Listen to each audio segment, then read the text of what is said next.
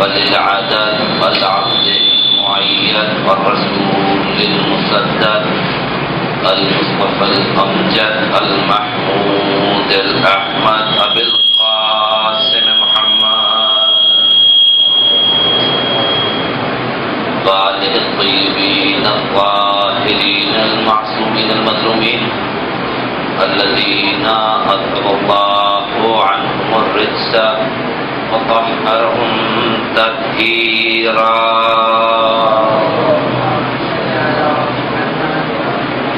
أما بعد فقد قال الله في كتابه المجيد وفرقانه الحميد وقوله الحق وهو أصدق الصادقين. بسم الله الرحمن الرحيم.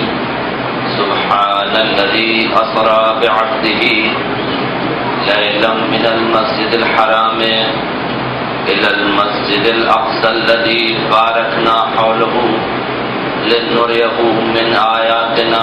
درود پڑھی محمد و آل محمد.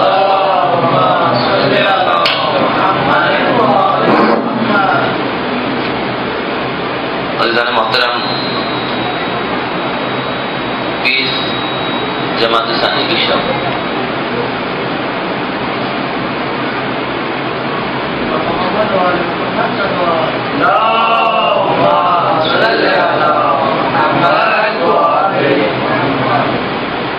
کائنات کے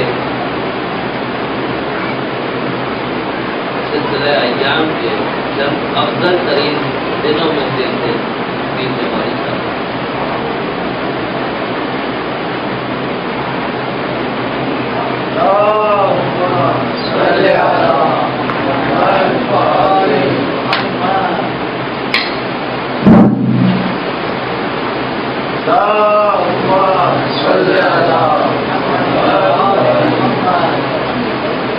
اس سلسلے میں لہر و نہار، روز و شب کا سلسلہ، ہر دن کے بعد آنے والا دن، چند دن جو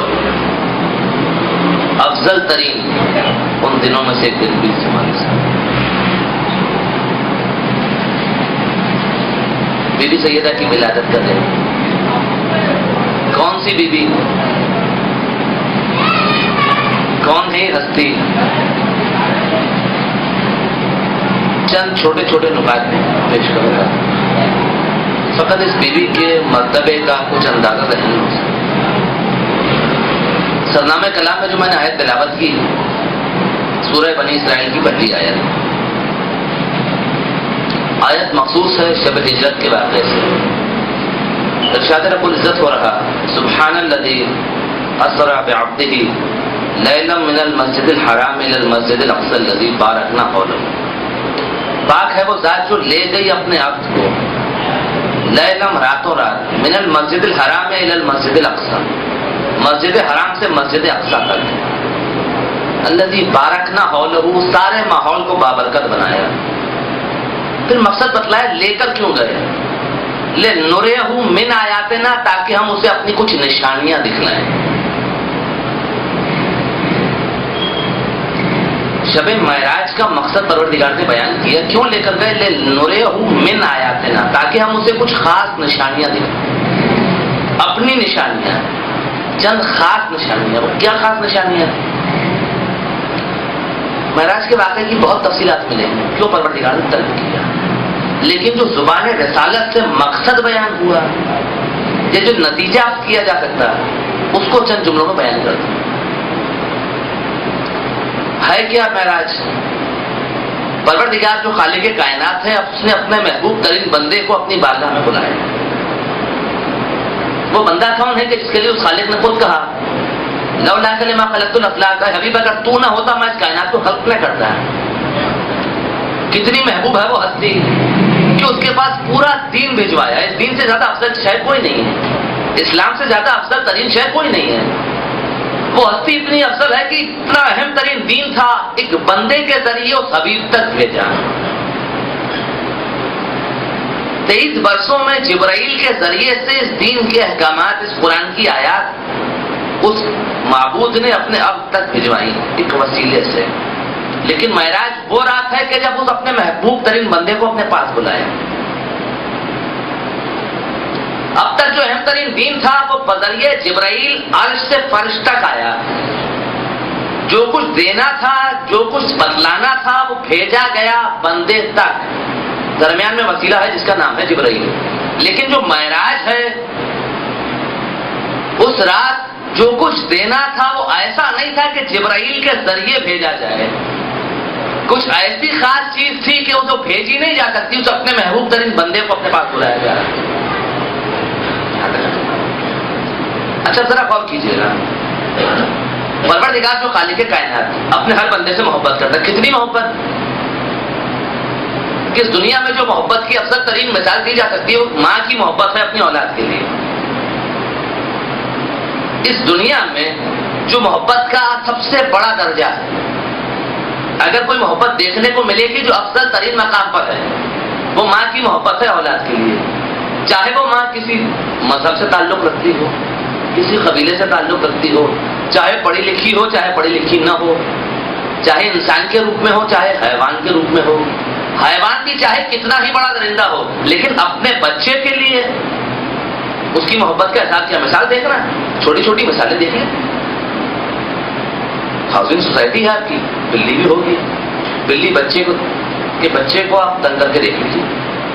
بچوں نے مشاہدہ کیا ہوگا، بلی کو تنگ کرتے رہیں گے ریئیکٹ نہیں کرے گی، لیکن اگر اس کے بچے کو کچھ مار دیا، وہی بلی جو اب تک بہت ٹھنڈی تھی ایک مرتبہ غرا کر جھپٹا مارے گی. کیوں؟ میرے بچے پر حملہ کیوں کیا؟ یہ محبت ہے ماں کی، چاہے جانور ہے چاہے انسان. انسان جو اشرف المخلوقات ہے اس کی محبت کتنی ہوگی؟ ماں کی محبت اولاد کے لیے اس سے بڑھ کر محبت نہیں ہے. لیکن خدا کی محبت کتنی ہے؟ مثال دینے کے لیے سمجھایا معصومین نے، خدا کی محبت کتنی ہے کہ ماں کی محبت جس کا تم حساب نہیں کر سکتے اس سے کم از کم 70 گنا زیادہ. خدا کو کتنی محبت ہے بندے سے. تو عام بندہ کجا، وہ جو مقصد خلقت کائنات ہے اس پیغمبر سے کتنی محبت ہوگی خدا کو. وہ جو مقصد خلقت کائنات ہے اس ہستی سے کتنی محبت ہے پروردگار کی. جب اس ہستی کو پروردگار اپنے پاس بلا رہا، پہلی مرتبہ بلایا اپنی بارگاہ میں، کیسا اہتمام ہوگا. قرآن نے خود کہا لنریہم من آیاتنا، ہم اسے بلا رہے تھے کچھ آیتیں دکھانے، تو کس عالم میں لے گئے. بارکنا حولہ، ہم نے سارے ماحول کو بابرکت بنایا. آپ اپنے گھر کسی مہمان کو بلائیں، اہتمام کریں گے، چراغاں کریں گے، بہترین کھانے کا اہتمام ہوگا. جیسا مہمان ویسی ضیافت. اگر کوئی روز کا آنے والا ہے تو معمولی چائے پر آپ اس سے گزارا کر لیں گے، لیکن کوئی اگر بہت خاص مہمان ہے تو طرح طرح کے لوازمات اس کے دسترخوان پر سجائیں گے. ٹھیک. تو جب تصور کیجئے جب خدا جیسا میزبان ہو اور محمد عربی جیسا مہمان ہو، کیسا اہتمام ہوگا. کہ خدا خود کہہ رہا بارکنا حولہ، ہم نے سارے ماحول کو بابرکت بنائے.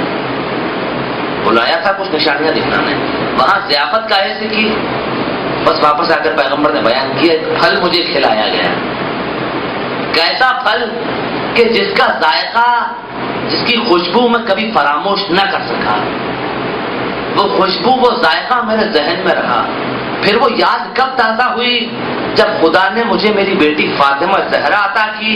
اس بیٹی میں سے مجھے وہ خوشبو آتی تھی جو عرش پر اس پھل کو کھاتے ہوئے میں نے محسوس کی.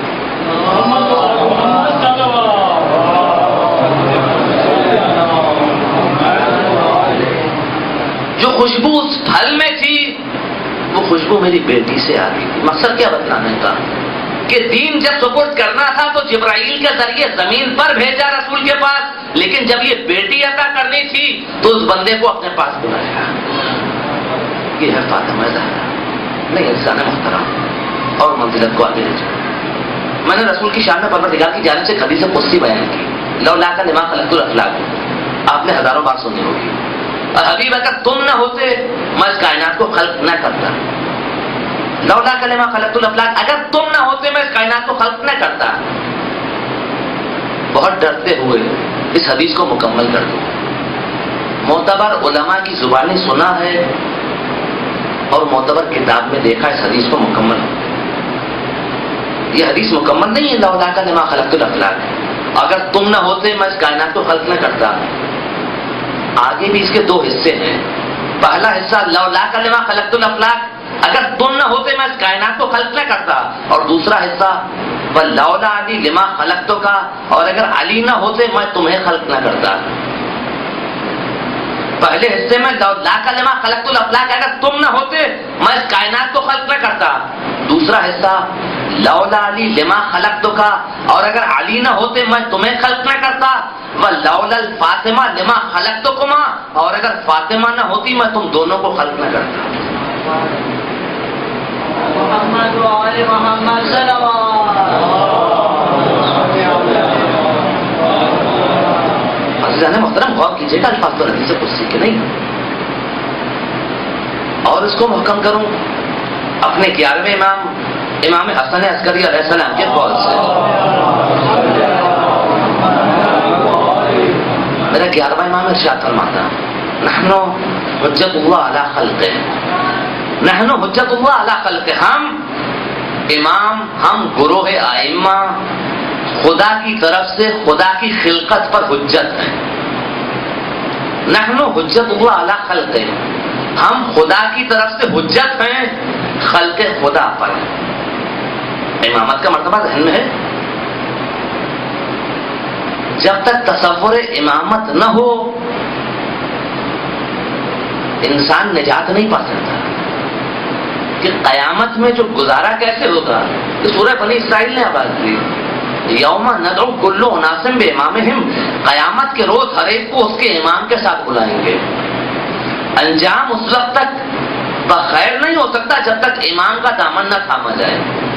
اسی لیے معصوم کی حدیث ہے، رسول کی حدیث ہے من ماتا ولم یعرف امام زمانے ہی فقط ماتا میتۃ الجاہلیہ، جو مر جائے اور زمانے کے امام کی معرفت نہ رکھتا وہ جاہلیت کی موت مر رہا ہے. کیوں؟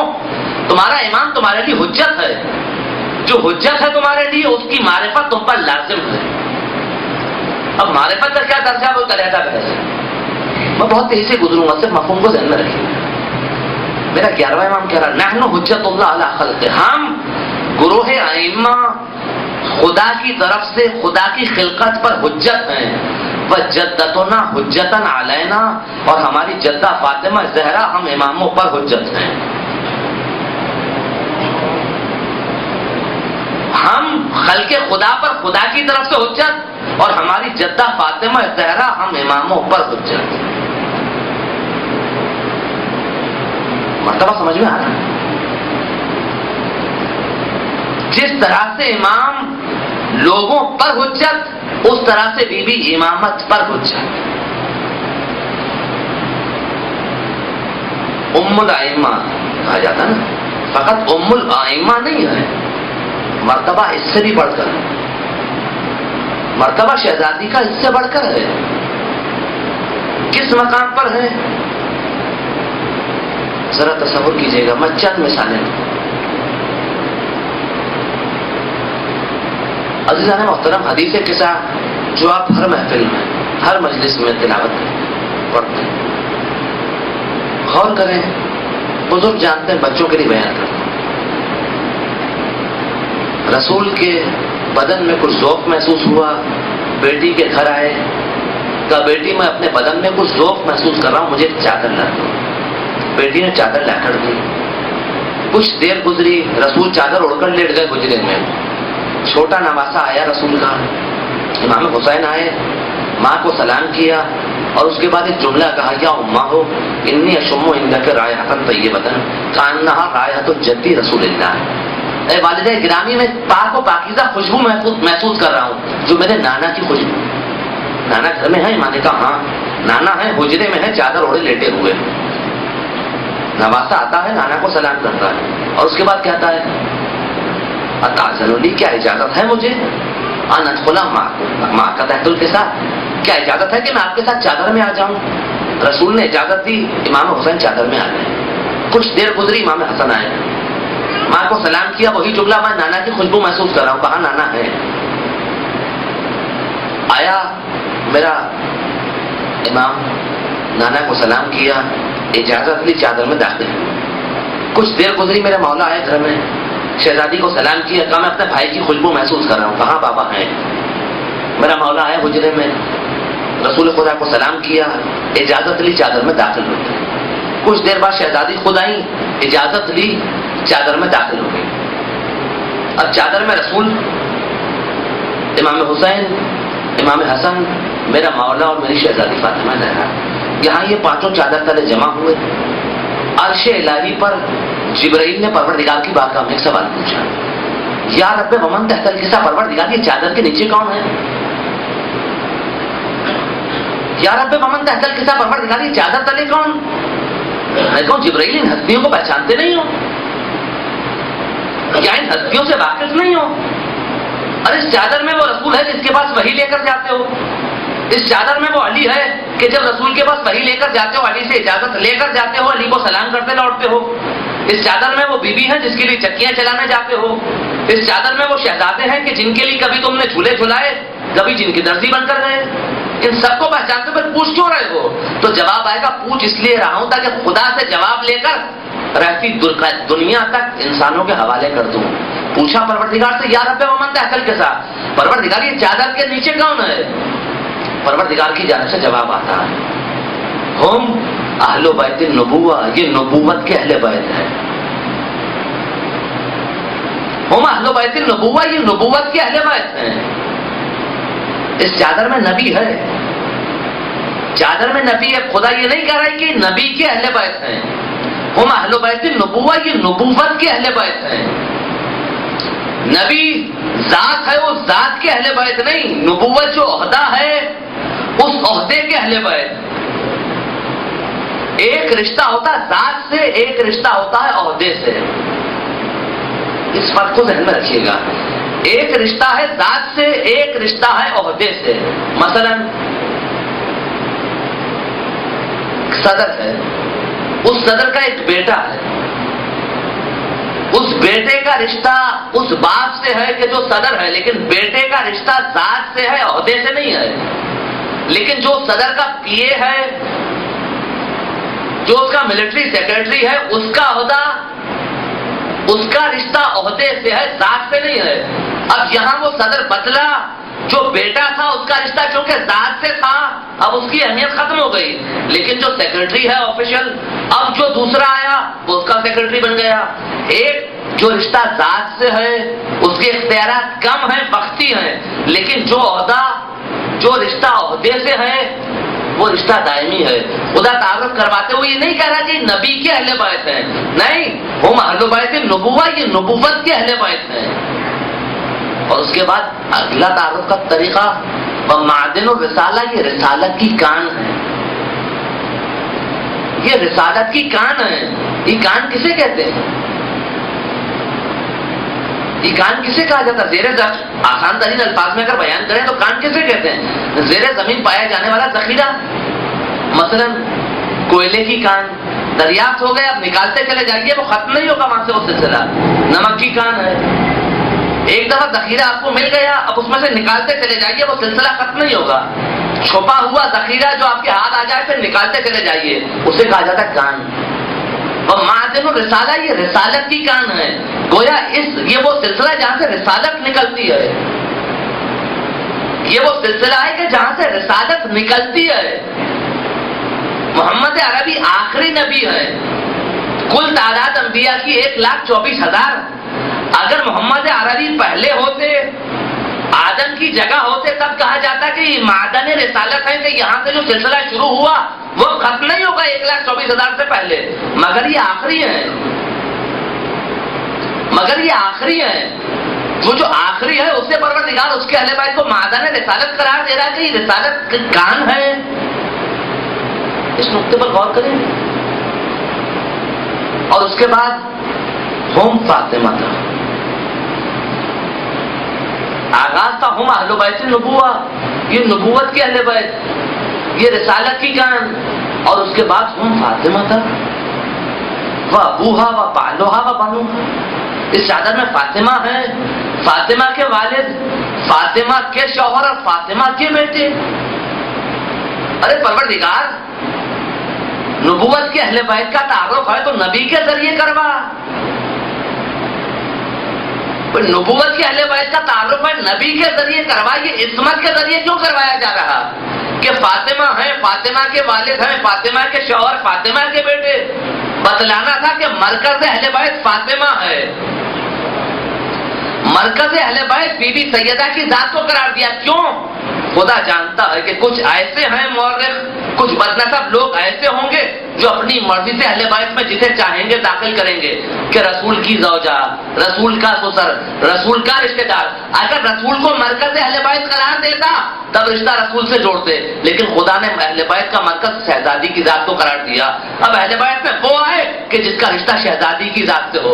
اگر مرکز ذات رسول ہے تب رسول سے رشتہ اہل بیت میں داخل ہونے کی شرط، لیکن یہاں مرکز اہل بیت شہزادی کی ذات. اب جسے داخل کرنا پہلے دیکھیے آیا شہزادی سے رشتہ ہے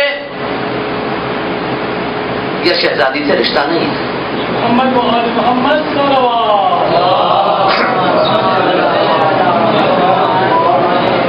مرکز شہزادی کی ذات میں. یہ جانے محترم آپ کو اور آگے بڑھاؤں. معدن و رسالہ کہا تھا نا، رسالت کی کہانی. آئیے اس نقطے کو واضح کرتے ہیں. یہ رسول کون ہے؟ قرآن کی آیت کے ترجمے کا فقط مفہوم بیان کر دوں. خدا نے قرآن میں ارشاد فرمایا کہ ہم نے ہر نبی کو اس کی قوم پر گواہ بنایا. ہر نبی اپنی قوم پر شہید ہے، گواہ ہے. اور آخری نبی ہر سابقہ نبی پر گواہ. آدم علیہ السلام اپنی قوم پر گواہ، نوح علیہ السلام اپنی قوم پر گواہ، ابراہیم علیہ السلام اپنی قوم پر گواہ، عیسیٰ علیہ السلام اپنی قوم پر گواہ، اسماعیل اپنی قوم پر گواہ، داؤد اپنی قوم پر گواہ، سلیمان اپنی قوم پر گواہ. ہر نبی اپنی امت پر گواہ، آخری نبی ہر سابقہ نبی پر گواہ. نبی کی ذات سمجھ میں آ گئی. اور گزشتہ انبیاء کو نبوت ملی. اس نبی کی نبوت کا اعلان کرنے پر، میرے مولا کی ولایت کا اعلان کرنے پر، اس واقعے کی ذہن میں نہیں جا رہا کہ جب یہ رسول شب معراج جا رہے تھے، جہاں سواری سدرۃ المنتہا پر رکی، آدم سے لے کر عیسیٰ تک 1,24,000 انبیاء رسول کا زیارت کرنے کے لیے منتظر تھے. رسول کی سواری رکی، رسول سواری سے آئے، براق سے اترے. آدم سے لے کر عیسیٰ تک 1,24,000 انبیاء نے رسول کے پیچھے نماز پڑھی. اس موقع پر ایک مرتبہ قرآن کی آیت نازل ہوتی، فَاسْأَلْ مِنْ أَرْسَلْنَا مِنْ قَبْلِكَ مِنْ رُسُلِنَا. اے رسول سوال کرو ان انبیاء سے کہ جنہیں ہم نے تم سے پہلے مبعوث کیا. آیت اس موقع پر نازل ہوئی. رسول نے سوال پوچھا آدم سے لے کر عیسیٰ تک 1,24,000 انبیاء سے، یہ بتلاؤ کہ تمہیں یہ عہدہ نبوت کس بنیاد پر ملا؟ کیا اہلیت تھی، کس بنیاد پر ملا؟ سب کا ایک جواب تھا کہ میثاق الگ میں جب پروردگار نے پوچھا اقرار کرتے ہو میری وحدانیت کا، میرے محمد کی نبوت کا، میرے علی کی ولایت کا، تب ہم نے تین اقرار کیے، لا الہ الا اللہ خدا کی وحدانیت کا اقرار، محمد رسول اللہ آپ کی نبوت کا اقرار، اور آپ کے بھائی علی کی ولایت کا اقرار، علی ولی اللہ. یہ تین اقرار کی ہمیں نبوت ملی. تو یہ نبی وہ ہے کہ جس کی وجہ سے آدم سے لے کر عیسیٰ تک ہر ایک کو نبوت ملی. معدن الرسالہ کہا تھا نا، رسالت کا سلسلہ چلا یہاں سے. اور فاطمہ کے جو مرکز اہل بیت ہیں انہیں آخری نبی نے کہا ام ابیہا، اپنے باپ کی ماں. یہ شہزادی وہ ہے کہ جسے رسول نے کہا ام ابیہا، اپنے باپ کی ماں. تو تمام انبیاء کو نبوت ملی نبی کی وجہ سے، اور فاطمہ وہ ہے کہ جسے آخری نبی اپنی ماں قرار دے رہا ہے. ام ابیہا عزیزان محترم اگر مرتبہ ذہن میں بچے، ام ابیہا اپنے باپ کی ماں، نبوت کی ماں. اب اگر یہ نبوت کی ماں ہے تو جتنوں کو نبوت ملی ہے وہ آخری نبی کی وجہ سے، اور اسے نبوت مل رہی. وہ رسول کہہ رہا ام ابیہا ہی اپنے باپ کی ماں. عزیزان محترم شہزادی کے مقام کو اپنے سے میرا 11واں امام کہتا کہ بی بی ہم اماموں پر حجت. حدیث قدسی میں پروردگار نے کیا ارشاد فرمایا میں بیان کر چکا، اور رسول کی زندگی کے عمل کو دیکھیں کس طرح سے شہزادی کا احترام کر رہے ہیں، کیا مرتبہ ہے شہزادی کا. فقط ایک مثال پیش کروں. بی بی ام سلمہ ام المومنین رسول کی زوجہ، بعد وفات Bibi Khadija Al-Kubra, Bibi Khadija Al-Kubra کا انتقال مکے میں ہو گیا. شہزادی فاطمہ زہرا بہت کم سن، بہت کم سن ہے. ہجرت کے وقت شہزادی کا زیادہ سے زیادہ سن 7 سے 8 سال. ہجرت کے بعد رسول عقد پر رکھ کرتے ہیں. بی بی ام سلمہ رسول کے عقد میں آئی. یہ بی بی کون ہے؟ جو واقع کربلا تک حیات تھی، کہ جنہیں رسول کربلا کی خاک سپرد کر کے گئے تھے، سونپ کر گئے تھے کہ ام سلمہ اس خاک کو سنبھال کر رکھنا. فقط آپ حضرات کے ذہن میں بی بی ام سلمہ کو واضح کرنے کے لیے مثال پیش کی. بہرحال بی بی ام سلمہ وہ ہیں کہ جنہوں نے تربیت دنیا کی نظر میں شہزادی کی پرورش کی. جب رسول کے گھر میں آ چکی ہیں، شہزادی فاطمہ زہرا بچی ہیں، کسی نے پوچھا کہ ام سلمہ تم اس بچی کی تربیت کس طرح سے کرتی ہو کہ اس کے سلوک اتنے اچھے، اس کا طریقہ اتنا اچھا؟ تو بی بی ام سلمہ ایک جواب دیتی ہے، میں اس کی تربیت کروں؟ ارے میں اس بچی سے سیکھتی ہوں کہ اخلاق کس طرح کے ہوتے ہیں. میں اس کی تربیت نہیں کر سکتی، میں اس سے سیکھتی ہوں. یہ میری استاد ہے، یہ اس کا قول ہے کہ جسے دنیا ام المومنین کہتی ہے، جو زوجہ رسول ہے. نہیں، کیا مرتبہ شہزادی فاطمہ زہرا کا. ایک اور مثال پیش کروں. میرا مولا علی ابن ابی طالب کون؟ علی کون ہے؟ جنگ خندق، جب وہ کافر عمر ابن عبدالود خندق پار کر کے آیا، نیزہ مارا رسول کے خیمے میں. ہے کوئی جو میرے مقابلے پر ہے؟ کوئی نہیں جاتا، کوئی نہیں پڑتا. میرا مولا گیا. رسول نے کیا کہہ کر بھیجا؟ جب واپس آیا میرا مولا کہا ضربت علی من یوم الخندق افضل من عبادت الثقلین. خندق کے روز علی کی ایک ضربت ثقلین کی عبادت سے افضل. ثقلین حضرت آدم سے لے کر قیامت تک جتنے انسان آئیں گے وہ سب ثقلین میں، ان سب کی عبادت ایک طرف اور علی کی عبادت ایک طرف. یہ ہاں علی عبادت ثقلین کی عبادت سے افضل. ایک ضربت ثقلین کی عبادت سے افضل. کتنے بڑے عبادت گزارے علی. اس علی سے میری شہزادی کا عقد ہوا، شادی ہوئی. شادی کی شب گزری، دوسری روز صبح کو جب رسول کی ملاقات ہوتی میرے مولا سے. اچھا، شادی سے پہلے علی اور رسول رشتہ چچا زاد بھائی کا ہے. اب جب شادی ہو گئی تو اب رشتہ سسر اور داماد کا ہو گیا. شادی کے دوسرے روز سسر اپنے داماد سے پوچھتا، یا علی یہ بتاؤ تم نے میری بیٹی کو کیسا پایا؟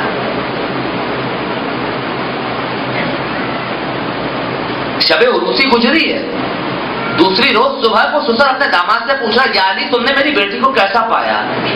وہ علی کے جس کی ایک ضربت ثقلین کی عبادت سے افضل ہے جواب دیتا، یا رسول اللہ میں نے اپنی عبادت کے لیے بہترین ساتھی پایا، اپنی عبادت کے لیے بہترین ساتھی پایا. مقام کا اندازہ ہو رہا ہے؟ نہیں جانے محترم. اور آگے بڑھتے ہیں. کیا مقام ہے اس بی بی کا کہ اس بی بی کی گود میں جو بچے آ کر پلے وہ امام بنتے ہیں، جنت کے جوانوں کے سردار بنتے ہیں. کیسی پرورش ہوگی، کس مقام پر پہنچایا، کیسی پرورش کی شہزادی فاطمہ زہرا نے اپنے بچوں کی کہ رسول اپنی رسالت کی مہار فاطمہ زہرا کی گود کے پالوں کے حوالے کر رہے ہیں. جب عید کے روز مسجد امامہ سے نکل کر دوبارہ مدینہ لوٹتے ہوئے نواسوں نے کہا، نانا عید کا روز ہے، ہر ایک بچے کے پاس سواری ہے، ہمارے پاس سواری نہیں ہے. تو رسول جو ختم المرسلین ہے اپنے کاندھوں پر بٹھایا بچوں کو، لو بچوں تمہاری سواری میں. بچے کاندھوں پر بیٹھ تو گئے، ایک کاندھے پر حسن ہے، ایک کاندھے پر حسین ہے، لیکن کاندھے پر بیٹھنے کے بعد بچے کہتے، نانا ہر سواری کی مہار ہے، ہماری سواری کی مہار نہیں ہے. ہر سواری کی مہار ہوتی ہے، ہماری سواری کی مہار نہیں ہے. ایک مرتبہ رسول نے اپنی زلفوں کا ایک حصہ شہزادہ امام حسن کے ہاتھ میں دیا، ایک حصہ امام حسین کے ہاتھ. یہ تمہاری مہار، یہ تمہاری مہار. عزیزان محترم معمولی واقعہ نہیں ہے، یہ نبوت کی باغیں امامت کے ہاتھوں میں ہیں. رسول اپنی مہاریں نواسوں کے ہاتھوں میں سپرد کر کے بتلا رہے ہیں کہ نبوت تمہارے ہاتھوں میں، جہاں چاہو موڑو. نہیں عزیزان محترم، ایک نقطہ اور ذہن میں رکھیے گا، سواری کا قانون ہوتا ہے، اس سواری کو چلانے والا ایک ہوگا، مثلا گاڑی ہے، اسکوٹر ہے، بس ہے، کوئی بھی سواری ہے، اس کا کنٹرول ایک ہاتھ میں ہوگا. اگر کنٹرول دو ہاتھوں میں آ جائے ممکن نہیں کہ وہ سواری منزل تک پہنچ جائے. بہت آسان مثال دے دوں، گاڑی کی مثال، اسٹیئرنگ ہے، ڈرائیور کے ہاتھ میں ہوگا. جب تک وہ چلا رہا 99% امکان یہی ہے کہ بخیر و عافیت منزل تک پہنچ جائیں گے. لیکن اگر چلتے ہوئے کوئی دوسرا اسٹیئرنگ اپنی مرضی سے موڑ دے،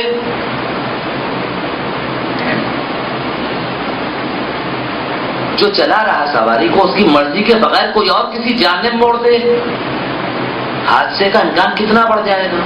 کنٹرول ایک ہاتھ میں ہونا چاہیے. ذرا غور کریں گے کہ رسالت نے دو کاندھوں پر دو نواسوں کو بٹھایا ہے اور ایک حصہ امام حسن کے ہاتھ میں، ایک حصہ مہار رسالت کا دوسرے شہزادے کے ہاتھ میں. بدلانا یہ تھا، یہ فاطمہ زہرا کی تربیت ہے. ممکن نہیں ہے کہ دونوں کی رائے میں ذرا برابر بھی اختلاف آ جائے، ممکن نہیں کہ ذرا سا بھی فرق آ جائے. یہ فاطمہ زہرا کی اور فقیدان محترم. ایک آخری مثال دوں اور گفتگو کو سمیٹوں. فاطمہ زہرا کا مقام، آیہ مباہلہ آپ کی سنی. حضرت عیسیٰ کے معاملے پر نصارہ نجران آتے ہیں مدینے، رسول سے بحث کرتے ہیں. ایک سلسلہ بحث کا شروع ہوتا ہے کہ سورہ آل عمران پورے کا پورا نازل ہو گیا. کہاں سے نصارہ نجران دلائل دیتے ہیں، یہاں سے رسول بصورت قرآن دلائل دے رہے ہیں. پورا سورہ آل عمران نازل ہو گیا. لیکن نصارہ نجران ہیں کہ اپنی ضد پر اڑے ہوئے، کسی رسول کی دلیل کو تسلیم نہیں کرتے. ایک ضد پر اڑے ہوئے کہ عیسیٰ خدا کے بیٹے. پورا سورہ آل عمران نازل ہو گیا. کہ کس بنیاد پر کہتے ہو خدا کا بیٹا؟ کہ بغیر باپ کے پیدا ہوئے. بصورت قرآن رسول نے کہا کہ اگر تم عیسیٰ کو اس بنیاد پر خدا کا بیٹا کہہ رہے ہو کہ بغیر باپ کے پیدا ہو گئے، آدم اس سے زیادہ حقدار ہے خدا کے بیٹے ہونے کے کہ آدم کا نہ ماں ہے نہ باپ ہے. عیسیٰ کی ماں تو ہے، باپ نہیں ہے، تم نے خدا کا بیٹا مان لیا. عیسیٰ آدم وہ ہے کہ جس کی نہ ماں ہے نہ باپ ہے، اسے درجہ آدم خدا کا بیٹا مان نہیں. اپنی ضد پر اڑے ہوئے. ایک مرتبہ جب پائے در پائے آیتیں آتی رہی، پروردگار کا مزاج بدلا. ایک عجیب انداز سے قرآن کی آیت نازل ہوئی. فمن حاجك فيه من بعد ما جاءك من العلم فقل تعالوا ندعو ابناءنا وابناءكم ونساءنا ونساءكم وانفسنا وانفسكم ثم نبتهل فنجعل لعنة الله على الكاذبين. جب علم کی آ جانے کے بعد بھی اپنی ضد سے نہیں ہٹتے، کٹ جہتی پر اڑے ہو، کیا کرو؟ ندعو، آواز دو، ابنانا تم اپنے بیٹوں کو، وابناءکم یہ اپنے بیٹوں کو، نسانا تم اپنی عورتوں کو بلاؤ، نساءکم یہ اپنی عورتوں کو بلائیں، وانفسنا تم اپنے نفسوں کو بلاؤ، وانفسکم یہ اپنے انفس کو بلائیں. ثم نبتہل فنجعل لعنت اللہ علی الکاذبین. پھر دونوں مل کر جھوٹے پر خدا کا عذاب طلب کریں. عجیب معاملہ ہے. مسلمان کہتا ہے قرآن کافی ہے، مسلمان کہتا ہے قرآن کافی ہے، مگر قرآن خود بتلا رہا کہ جہاں قرآن کا بس نہ چلے وہاں اہل بیت کی ضرورت پڑتی ہے. یہاں قرآن کی آیتیں آ رہی ہیں، نصارہ نجران اپنی بحث پر اڑے ہوئے، یہاں قرآن نے انداز بدلا. اب انہیں بلاؤ. اچھا کیا کہا کسے بلاؤ؟ تم اپنے بیٹوں کو لے جاؤ، تم اپنی عورتوں کو لے جاؤ، تم اپنے نفوس کو لے جاؤ. تینوں جمع کے صیغے ہیں، ابنانا، نسانا، انفسنا. اچھا انگلش اردو گرامر کا تقریباً ایک اصول ہے، واحد جمع سنگولر پلورل کا. ایک ہے تو واحد اور دو ہو گئے تو جمع. انگلش میں ایک ہے سنگولر، کم از کم دو ہو گئے تو پلورل. لیکن عربی میں ایک ہے تو واحد، دو ہیں تو تثنیہ اور کم از کم تین ہو تو جمع. ٹھیک ہے، تینوں جمع کے صیغے ہیں. تم اپنے بیٹوں کو لے جاؤ، جتنے ہیں 3 سے زیادہ لے جاؤ، اجازت ہے. عورتوں میں 3 سے زیادہ، کم از کم 3، زیادہ سے زیادہ جتنی چاہو لے جاؤ. انفس کی منزل کم از کم 3، زیادہ سے زیادہ جتنی چاہو لے جاؤ. اس سے زیادہ تفصیل میں نہیں جا رہا. اعلان ہو گیا، وہاں نصارہ یہاں مسلمان. وہ جو ہر جنگ میں میدان چھوڑتے تھے، آج ان کے لیے بہترین موقع تھا، ساتھ چلے جائیں. تلوار اٹھانی نہیں ہے، تلوار نہیں اٹھانی، فقط زبان ہلانی ہے. مگر آیت نے خود روک دیا تھا کہ فقط وہ جائے گا جو سچا ہو، کیونکہ جھوٹے پر عذاب آنا ہے. اب چاہے جس طرف سے جھوٹا ہو، مباہلے میں وہ جائے جو سچا ہو. رسول اپنے بیٹوں کو لائیں، اپنی عورتوں کو، اپنے نفوس کو. رسول کو بیٹے ملے علی کے گھر سے، رسول کو بیٹے ملتے ہیں علی کے گھر سے، علی کے بیٹے. عورتوں کی منزل کم از کم 7 یا 9 ازواج اس وقت زندہ ہیں جب مباہلہ ہے. کم از کم 7 یا 9 ازواج زندہ ہیں جس وقت مباہلہ ہے. اپنی ازواج میں سے ایک کو نہیں لیتے ہیں. عورتوں میں لیتے ہیں تو فقط ایک فاطمہ زہرا ہے. اپنی کسی زوجہ پر یقین نہیں ہے کہ سچوں میں سے. مرتبہ بہت ہے ام المومنین کا، لیکن مباہلے میں کوئی نہیں اچھا. ازواج نہیں لیتے. کم از کم 3 بیٹیاں اور ہیں، جیسے مسلمان کہتے کہ 4 بیٹیاں تھی کسی اور بیٹی کو لے لیتے. نہیں، اگر عورتوں میں بھی کوئی ملی تو فقط فاطمہ زہرا ہے. انفس کی منزل پر 1,40,000 اصحاب ہیں. اگر نگاہ رکتی ہے تو فقط علی ابن ابی طالب کی ذات پر. ان 5 افراد پر مشتمل لشکر یہ چلتا ہے اسلام کا. 5 افراد پر مشتمل یہ لشکر چلتا ہے اسلام کا. میدان مباہلہ میں آ رہے ہیں. سلمان فارسی پہلے ہی جا کر چادر تان چکے ہیں مباہلے کے میدان میں. آیت کی تفسیر کرتے ہوئے رسول چلے. پہلے اپنا آنا، ایک نواسے کو آغوش میں لیا، ایک کی انگلی تھامی، پیچھے بیٹی، سب سے پیچھے میرا مولا. آئے میدان مباہلہ میں، اس مقام پر پہنچے کہ جہاں مباہلہ ہونا تھا. نصارہ نجران پہلے ہی موجود. وہ جو سب سے بڑا عالم تھا اس نے ایک عجیب جملہ کہا. عزیزان محترم، اس جملے کے لیے میں نے اتنی زحمت دی. ایک عجیب جملہ کہا. دیکھیے کون ہے نصارہ نجران؟ پوری عیسائیت کی عزت داؤ پر لگی ہوئی ہے. رسول سے بحث کرتے رہے، نہیں مان رہے. آیتیں آئیں قرآن کی، اپنی ضد سے نہیں ہٹتے. اب بات مباہلے پر ہے. ایک طرف عیسائیت کی صداقت، ایک طرف اسلام کی صداقت. ٹھیک، مباہلے کے میدان میں لشکر پہنچا. جو سب سے بڑا عالم تھا اس نے جملہ کہا، میں ایسے نورانی چہرے دیکھ رہا ہوں، اگر انہوں نے بددعا کے لیے ہاتھ اٹھا دیے یہ پہاڑ اپنی جگہ چھوڑ دے گا. جزیہ دے دو، جرمانہ دے دو، ہار مان کر پیچھے ہٹ جانا. خبردار مباہلہ نہ کرنا ورنہ ایک بھی زندہ نہیں جائے گا. ٹھیک، پیچھے ہٹ گئے، جزیہ دے دیا نصارہ نجران نے. بات ختم ہو گئی. نہیں عزیزان محترم، غور کیجیے ایک نقطے پر. کیا کہا؟ میں ایسے نورانی چہرے دیکھ رہا ہوں. یہی ہے نا جملہ.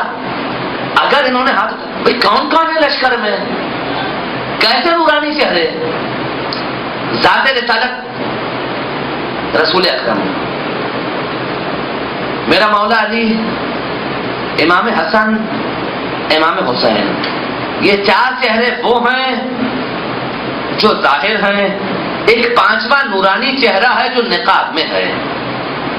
ٹھیک، 4 ظاہر ہیں، ایک نقاب میں ہے. میں ایسے نورانی چہرے دیکھ رہا ہوں، اگر انہوں نے ہاتھ اٹھا دیے ہم واپس نہیں جانے کے قابل، عذاب نازل ہو جائے گا. رسول، میرا مولا، امام حسن، امام حسین، 4 چہرے ظاہر، ایک نورانی چہرہ پردے میں چھپا ہوا. اگر ان 5 چہروں کو دیکھ کر ہٹ گئے، ان 5 میں سے 4 کے چہرے تو نصرانیت کے دیکھے ہوئے تھے، رسول سے مستقل بحث کر رہے تھے، رسول کے چہرے کے نور کو دیکھا تھا، میرے مولا علی کے چہرے کے نور کو دیکھا تھا. امام حسن، امام حسین مسجد میں نانا کے پاس آتے تھے، نواسوں کے چہرے بھی دیکھے ہوئے تھے. ارے 5 میں سے 4 چہرے نصرانیوں کے دیکھے بھالے تھے. اگر ان 4 چہروں کے نور سے ڈر کر ہٹے تھے تو پہلے ہی ہٹ جا، بات کو تسلیم کر لیتے کہ ارے ان چہروں کے نور کو دیکھا ہوا.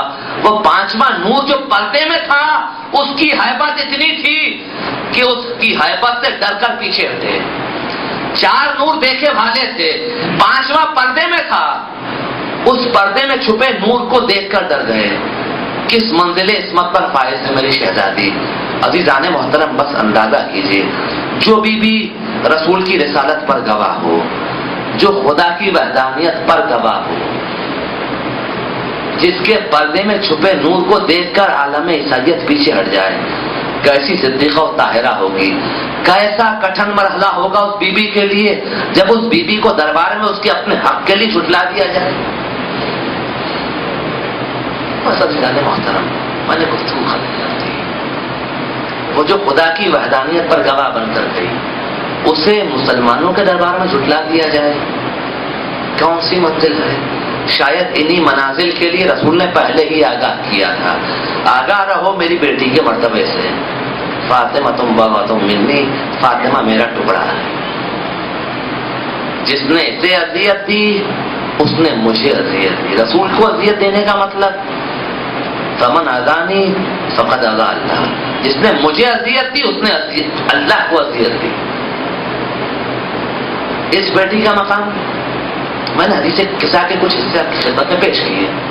اچھا, جب یہ ہستیاں جمع ہو گئی نا پردے چادر تلے, خدا نے تو کہا ہم اہل بیت النبوہ و معدن الرسالہ, لیکن رسول نے کیا کہا؟ جب سب آ گئے, جبرائیل بھی آ گئے, تب رسول نے اپنے ہاتھوں کو بلند کیا آسمان کی طرف, اور اس کے بعد ہاتھ بلند کر کے کیا کہا؟ اللہم ہؤلاء اہل بیتی, پروردگار یہ ہیں میرے اہل بیت, وخاصتی وہامتی, یہ میرے خاص ہیں, میرے اہم ترین لوگ. لحمہم لحمی, ان کا گوشت میرا گوشت, ودمہم دمی, ان کا خون میرا خون. یؤلمنی ما یؤلمہم ویحزننی ما یحزنہم. جس نے مجھے رنج پہنچایا اس نے انہیں رنج پہنچایا. جس نے مجھے غمگین کیا اس نے انہیں غمگین کیا. انا حرب لمن حاربہم, میری جنگ ان سے ہوگی جو ان سے لڑے. وہ سلم لمن سالمہم, میری صلح اس کے لیے ہے جو ان سے صلح کرے. وعدو لمن عاداہم, میں ان کا دشمن ہوں جو ان کا دشمن ہے. ومحب لمن احبہم, میں ان سے محبت کروں گا جو ان سے محبت کرے. انہم منی, یہ مجھ سے ہیں, وانا منہم, میں ان سے ہوں. کون سی منزل ہے کہ جو ان سے محبت کرے میں ان سے محبت کروں گا, جو ان سے جنگ کرے میں ان سے جنگ کروں گا, جو انہیں ناراض کرے. بس جانے محترم دیکھیے گا کس کس نے شہزادی کو ناراض کیا, کس کس نے شہزادی کو رنج پہنچایا. کیا مقام ہے کہ رسول کہہ رہے جو انہیں رنجیدہ کرے وہ مجھے رنجیدہ کرے گا, اور جو مجھے رنجیدہ کرے وہ خدا کو رنج پہنچائے گا. اور خدا کو رنج پہنچانے والے کا انجام میں تفصیل میں نہیں جاتا زیادہ. اس کے بعد رسول کی دعا کیا ہے, ایک نقطہ اور بیان کرتا ہوں عزیزان محترم. جب رسول تعارف کروا چکے انہم منی وانا منہم, اس کے بعد کا جملہ فاجعل رواتک وبرکاتک ورحمتک وغفرانک علی وعلیہم واذھب عنہم الرجس. اے پروردگار تو قرار دے, فاجعل نہیں رکیے. پروردگار نے ایک حکم دیا تمام لوگوں کو, اپنے ملائکہ کو. آپ ہر اذان سے پہلے آیت سنتے ہیں ان اللہ و ملائکتہ یصلون علی النبی, اللہ اور اس کے ملائکہ درود بھیجتے ہیں نبی پر. تو اے صاحبان ایمان تم بھی درود بھیجو نبی پر.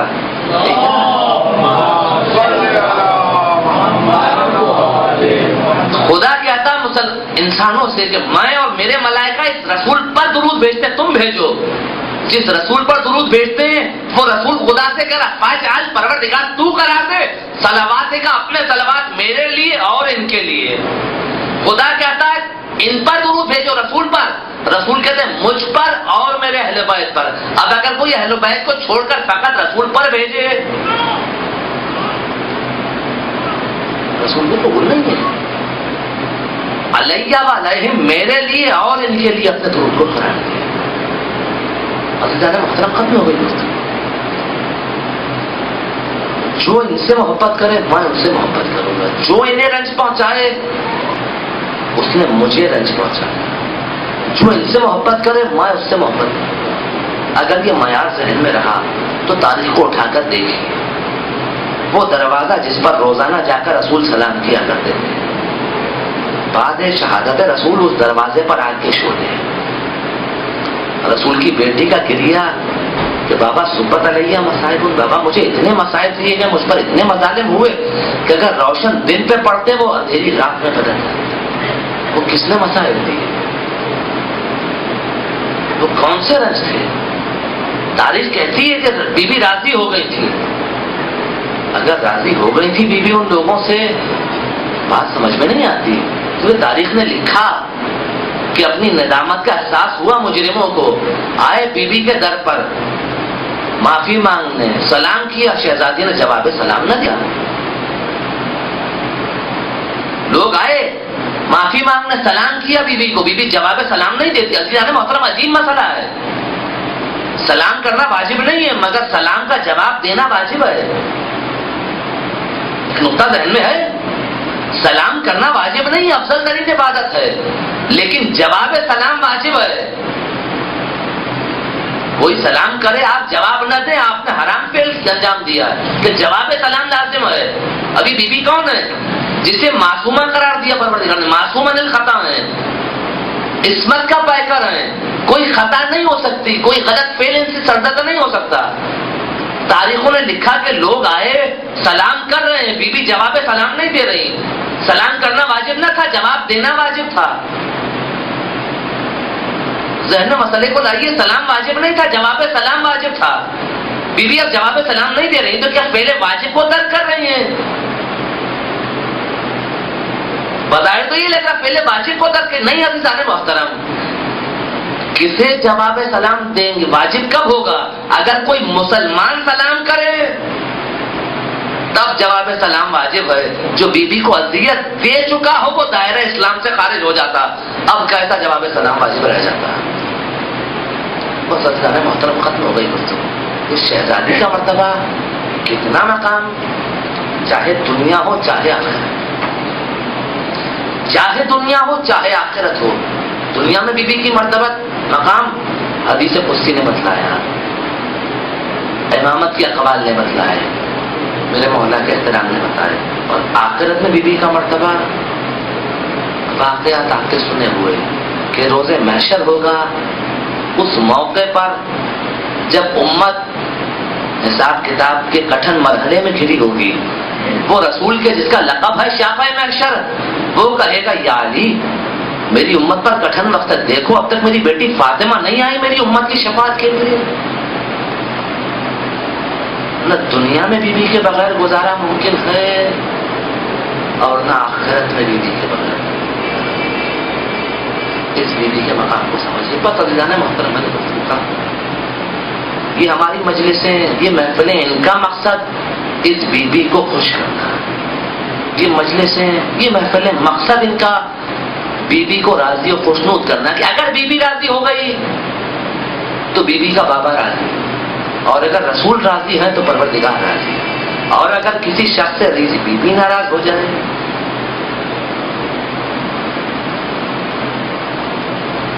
پھر گزارا ممکن نہیں. بس عزیزان محترم، آج کی شب میں دعا کیجیے پروردگار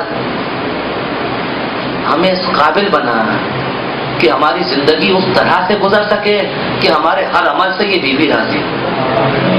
ہماری زندگی میں کوئی لمحہ ایسا نہ آئے کہ ہمارے کسی عمل کی وجہ سے اس بی بی کو تکلیف پہنچے. پروردگار ہمارے تمام گناہ کبیرہ و صغیرہ کو معاف فرما. پروردگار ان محفلوں میں، ان مجلسوں میں جو ہماری آنکھوں سے چند اشکوں کے حقیر نذرانے گرتے ہیں، ان اشکوں کو اس بی بی کے رومال کی وجہ سے انمول موتی قرار دے. اے پروردگار، جو بیمار ہیں انہیں آج کی اس مبارک شب کے وسیلے سے جلد از جلد شفاء کامل عاجل عطا فرما. پروردگار جو بے اولاد انہوں میں رباب کو جڑی ہوئی گود کے صدقے میں اولاد نرینہ عطا فرما. جو بے گناہ قید ہیں انہیں سیران کربلا کے صدقے جلد از جلد رہائی عطا فرما. جو پریشان حال ان کی پریشانیوں کو دور فرما. جو مقروض ہیں ان کے قرضوں کو غیب سے عطا فرما. جو حج و زراعت کے متمنین کی حاجات کو بدلا. مسلمانوں کو متحد فرما، تاجید فرما، قائم آل محمد کے 3 مرتبہ بآواز بلند نعرہ صلوات.